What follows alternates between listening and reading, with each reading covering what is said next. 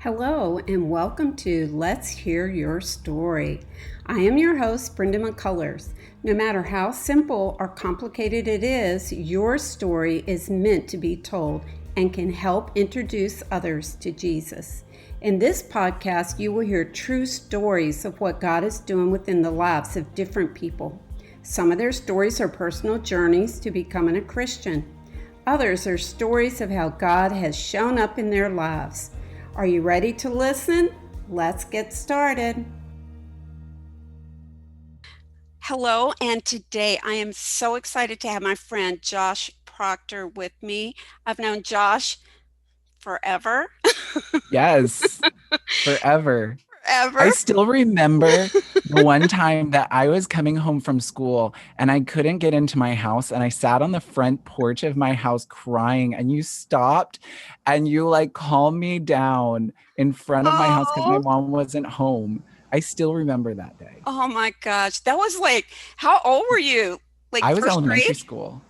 So today, first I want to tell everybody a little bit about you. You work with International Relations for Christian and Missionary Alliance of Colombia. So you're back and forth from the United States to Colombia all the time. And also I you literally work, was just on a flight yesterday. oh, that's nice. So you're back home now. You're back in the Yeah, States. in the States. Nice. And you also work with another ministry that's called Posture Shift. So can you tell us a little bit about that ministry that you're involved with? Yeah. Yeah, Posture Shift is a really awesome ministry.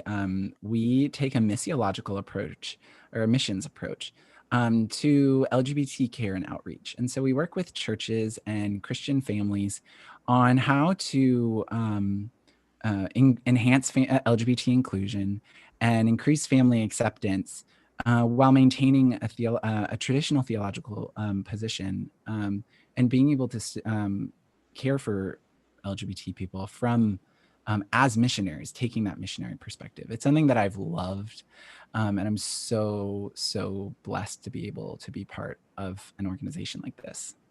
I love that. So can you give us a little background as to how you got involved with a ministry like that? Yeah. So I am gay or same-sex attracted, whatever term a person would prefer to use, but I am a person who's exclusively attracted to the same sex. And as a person exclusively attracted to the same sex, many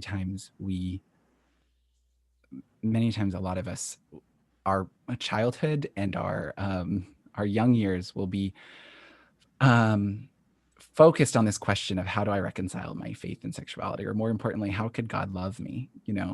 And it became something that I spent a lot of my younger years going back and forth on, and it took me to a lot of places of both trying to make myself straight, praying for God to make me straight, as well as and feeling like God couldn't love me until I was straight, as well as seeking Hmm. after being in relationships that just did not I felt went against my convictions. And ultimately for a while I ended up in a place of going, I just don't want to deal with the question. I'm done. I'm just gonna live my life, just not have sex and just go on with it. um, and I was very blessed to first of all get involved in the Christian Missionary Alliance, and I was probably a unique person for them to take on, but they were very amazing to take me on their team. But during that time, I just ignored the LGBT question, and I just said, I think God doesn't want me to pursue a same-sex sexual relationship, but I can't become straight because after everything I'd done, I can't do this. So I just didn't pay attention to it. And then a few years ago, when the nightclub shooting happened in Orlando, and for anyone who doesn't know, I think it's 3 or 4 years ago, a man came into a gay nightclub in Orlando and shot multiple people, and multiple people died. And that was for God's first wake up call for me, of him saying, your family, the LGBT community, needs you. And I was like, I'm a kid Mm. in Colombia. How am I supposed to do anything? Like, I can't. I can't do anything. The community is wounded, but I don't know. I don't even know what I'm supposed to do on this. And so that was my first thing. And after that, then I went to take a class in New York. Um, and I was doing my master's at the time in Old Testament and Hebrew. And I used to, I was walking up and down Manhattan, and I was going through Hell's Kitchen and Chelsea, which are predominantly gay areas of Manhattan. And one thing just stood out to me that, at least on the surface level, when I would go through those parts of the city, I couldn't find a single church.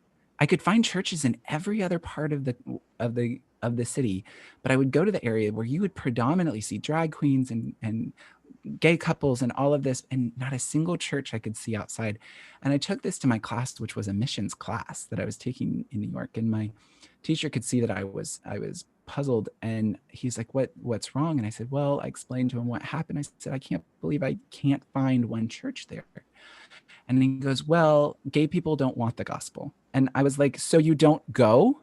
Like, what if we Wow. applied this to Middle Eastern missions? Like, oh, Muslims don't want the gospel, so we're just not going to go. No, you don't do that.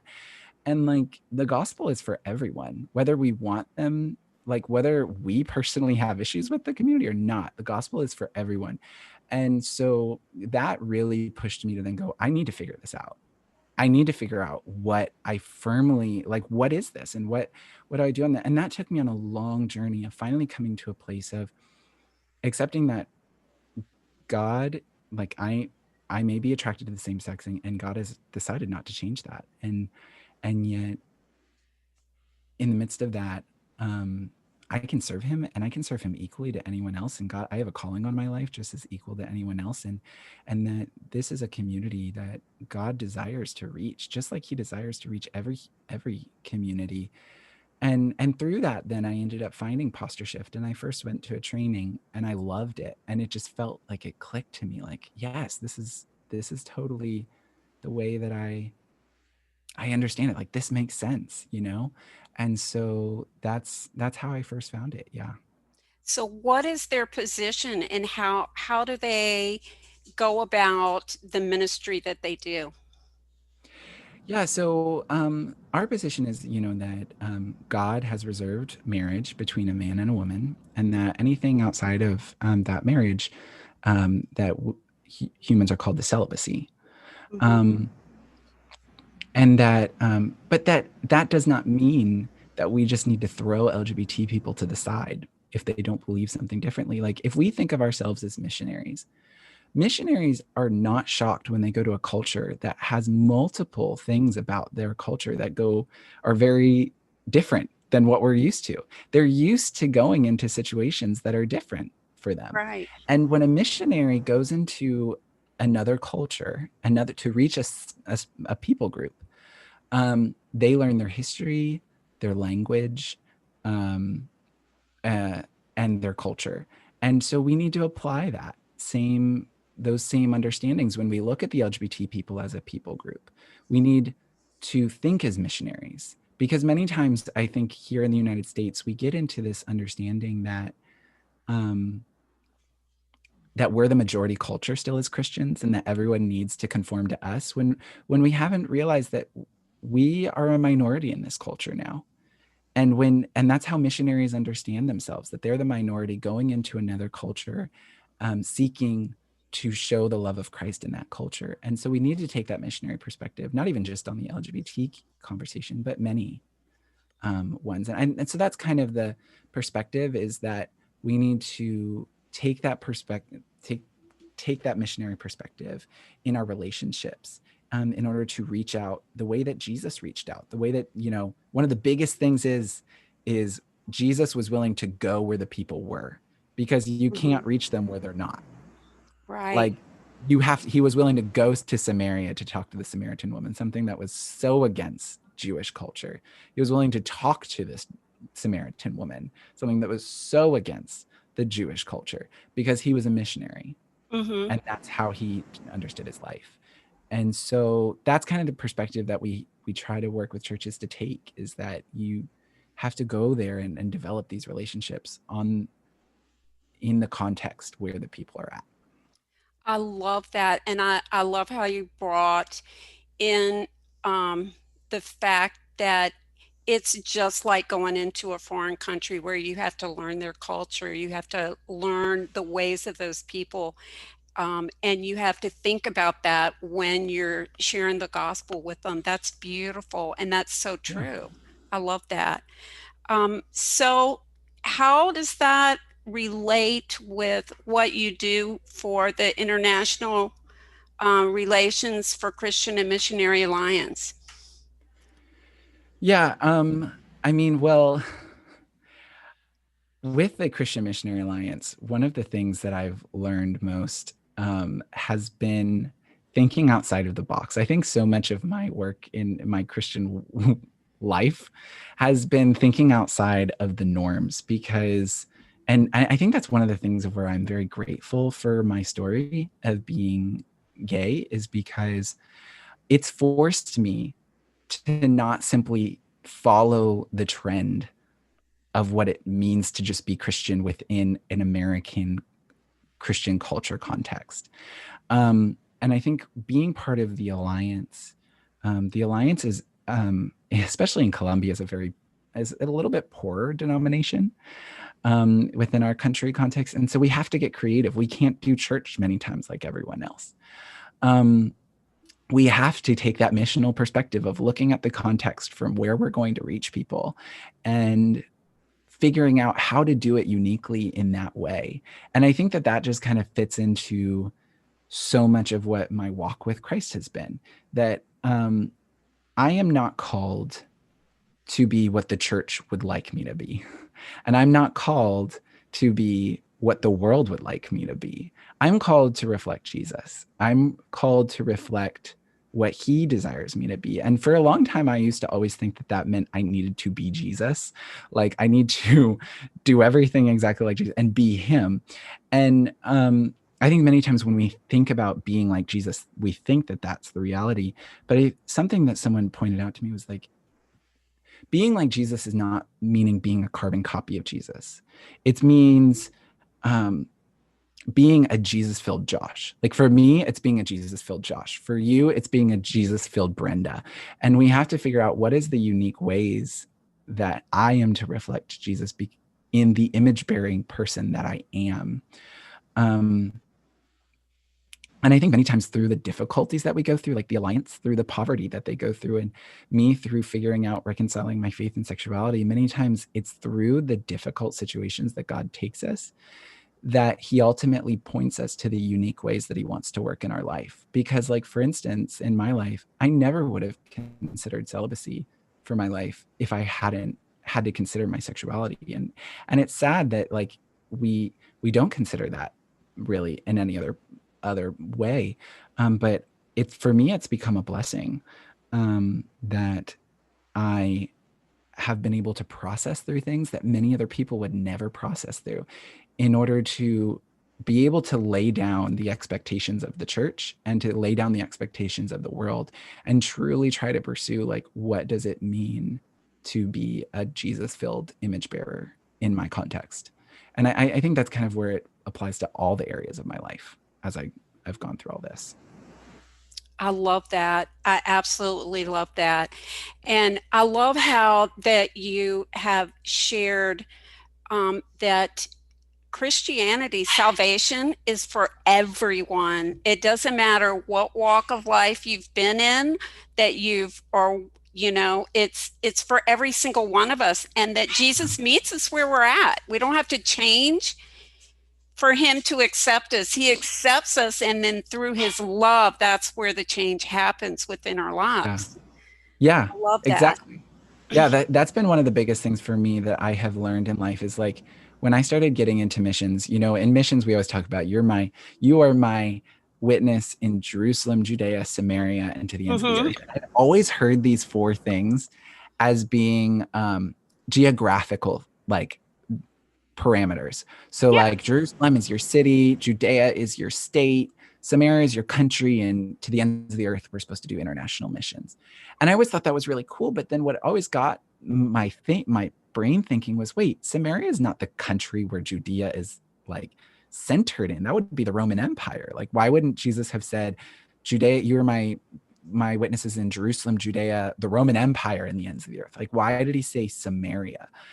And as I studied it, I really came to believe that Jesus talked about Samaritans all the time. Like the Good Samaritan, he talked to the Samaritan woman. He spoke about Samaritans a lot. And so why would he mention them in the Great Commission, in a sense, the sending off of the apostles? And I've really come to believe that it's because Jesus knew that with how much the Jews hated the Samaritans, they were only going to go there if he mentioned it directly and Wow. saying, you have to go to this people group that you hate. You have to go to them too. You don't get to go around them like you normally do, because the Jews would walk around Samaria because they didn't want to pass through. It's like, no, you have to go to Samaria. And so one of the things I always encourage people is like, who is your Samaria? Who are the people that you really wish you never had to share the gospel with? Because we all have a Samaria. We all do. We do. Yeah. And we all have this people group that we're like, well, that can be someone else's like job. I don't want to have to deal with them. And believe me, I deal with that like on a daily basis with different groups. And I think that, yeah, it's when we really truly believe that the gospel is for everyone, that also means that there's a group out there that I don't want to share it with. And we all have to be going through this process of thinking, who is that group that I just really don't want to deal with it with? And it might be, for me, for a long time, because I had dealt with so much hurt in the church, my Samaria was the church itself. And like, Wow. I had to process that and reconcile that with God. And so, yeah, I really firmly believe that we all have work to do on truly understanding what it means for the gospel to be for everyone. And that doesn't mean that we have to lay down the principles of the gospel and say, oh, well, the gospel's nothing except for just acceptance and affirming whatever everything is. No, the gospel is real and is what is laid out in scripture. And yet it's for everyone, and it's good news for everyone. Like there's not a single person on earth that the gospel isn't good news for, because God came for us to be able to thrive within that understanding. I love that. So, And you know what? The one part that you said that just really makes my heart hurt is that so many people within the church hurt you. And I can say that I'm probably one of those people. And I'm so sorry. When we're faced with those people that we have a hard time with, or we have a hard time understanding what they're going through, we have to process it too. Not only does the person that's dealing with that problem have to process it, we have to process it. And for me, like, it was a process, and because we spent hours and hours and hours talking about it and trying to talk through things, and some things we came to decision, okay, we'll just disagree on that. But that's okay. And I just love how I've seen you grow from one stage to the next stage to the next stage, and how you have leaned on God and listened to God and not listened to the other voices trying to influence you, but you've listened to what God wanted you to do. And He has taken you through just a beautiful progression and has prepared you and equipped you with exactly the things that you need to do the ministry that you're doing. I am so proud of you. thank you. I really appreciate that. Yeah, it's been a long journey, and I guess the last thing I'd just say with some of the things you shared there about the church is like, the one thing I've always encouraged people with, I've always had very difficult situations with church, especially because like I said, I don't fit into the boxes of church, Mhm. gay and celibate just doesn't really compute in a lot of people's minds. Right. Um, and that has caused situations, but we're also, the church is an imperfect bride of Christ. And Exactly. if we were perfect, we wouldn't need Jesus. And it's the truth for me, and it's the truth for you, and it's the truth for all of us. So the moment we love the church, we decide to love her with her flaws and everything. And that means that we'll get hurt, and that means that we will go through healing with Jesus. Right. And yeah, thank you so much for everything you said there. You have always been like a spiritual mother to me, and I will always, always love you. And I miss seeing you so I miss much. seeing you too. I'm so glad we've got to spend this time together. It's Yes, been so nice. I miss seeing you all the time. I And know. for those listening, Josh was my neighbor. He grew up right around the corner from me. So Yeah. I've known him his whole life. We also used to have a YouTube show together. I know we did. That's so funny. And now we're doing podcasts together. I still I love remember it. that, you with your ukulele. I know. I loved it. That's so fun. We've had some fun times We've had some together. fun Some times. very fun times together. Well, Well, I thank you so much appreciate. for. Oh, go ahead. Oh no, I was just going to say I appreciate you so much, and I appreciate the work that you're doing, and I appreciate the time that you took out of your day to spend talking with me today. Thank you. Thank you. A voice and opportunity for people to share their stories. Oh, You're good. Thank amazing. you so much. Thank you for listening to Let's Hear Your Story. I hope you enjoyed today's episode. Please share it with your friends and subscribe, write, and review. If you have any questions, please reach out to me at brynmccullers@yahoo.com.